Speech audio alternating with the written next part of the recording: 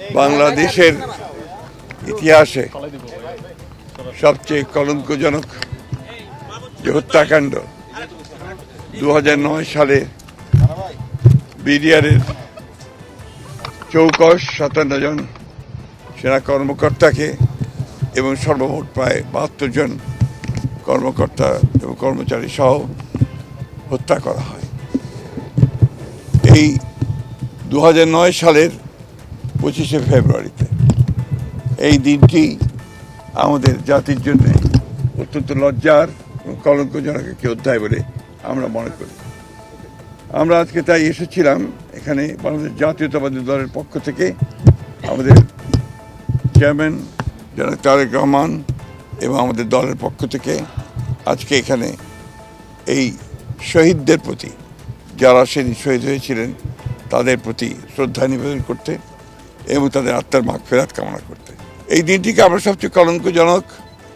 এই জন্য মনে করি যে এই দিনে যে চক্রান্ত হয়েছিল, যে প্রচেষ্টা হয়েছিল যে বাংলাদেশের পুরো যে নিরাপত্তা ব্যবস্থা, সেই ব্যবস্থাকে ভেঙে দেওয়ার একটা গভীর চক্রান্ত হয়েছিল। আল্লাহর অশেষ রহমতে বাংলাদেশের জনগণ তাদের স্বাধীনতার সার্বভৌমত্বকে রক্ষা করবার জন্যে এবং একই সঙ্গে গণতন্ত্রকে রক্ষা করার জন্যে তারা ঘুরে দাঁড়িয়েছে এবং বিগত নির্বাচনের মধ্য দিয়ে আজকে বাংলাদেশ জাতীয়তাবাদী দল রাষ্ট্র পরিচালনার দায়িত্ব পেয়ে বাংলাদেশের স্বাধীনতার সার্বভৌমত্বকে সুসংহত করা এবং গণতন্ত্রকে প্রতিষ্ঠা করবার একটা বড় সুযোগ পেয়েছে। আমরা বিশ্বাস করি যে বাংলাদেশ জাতীয়তাবাদী দল অতীতের মতো একইভাবে তার যে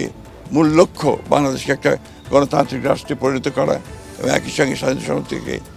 পুরোপুরিভাবে সংগত করা এবং এই জঘন্য হত্যাকাণ্ডের একটা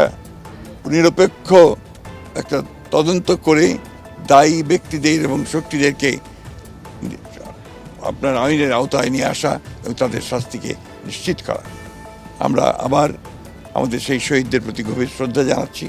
এবং তাদের পরিবার পরিজনদের প্রতি আমাদের সমবেদনা জানাচ্ছি এবং এই জঘন্য হত্যাকাণ্ডের আমরা তদন্ত দাবি করছি।